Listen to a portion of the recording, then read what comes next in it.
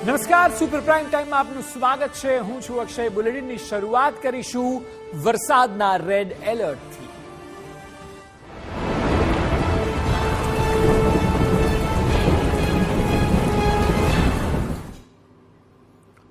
તો મેઘરાજાએ પકડી રફતાર. ચોમાસાએ ધોધમાર મહેર વરસાવી. દક્ષિણથી લઈને સૌરાષ્ટ્ર વરસાદનું રેડ એલર્ટ જોવા મળ્યું.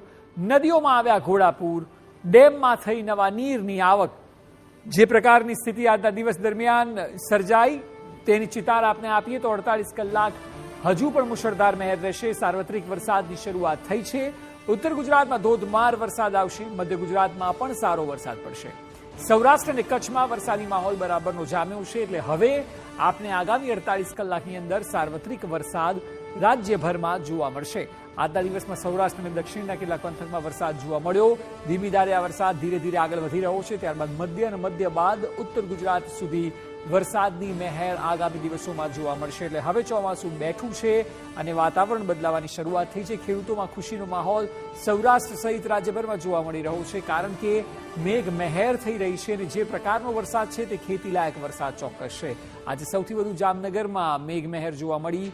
વરસાદનું જે રેડ એલર્ટ છે તેની જો વાત કરવામાં આવે, જે જગ્યાઓ ઉપર રેડ એલર્ટ આપવામાં આવ્યું છે તેને બિગ બોલ પર આપણે સમજાવીશું કે કયા કયા જિલ્લાઓમાં આ વખતે વરસાદે અત્યારના 48 કલાકમાં રેડ એલર્ટ છે. તેમાં આપ જુઓ તો સૌરાષ્ટ્રમાં જામનગર, દેવભૂમિ દ્વારકા, ત્યારબાદ દક્ષિણમાં વલસાડ જિલ્લામાં વરસાદનું રેડ એલર્ટ આપવામાં આવ્યું છે. એટલે આટલા જિલ્લાના લોકોએ આગામી 48 કલાક ભારે વરસાદ જોવાનું થઈ શકે તેમ છે.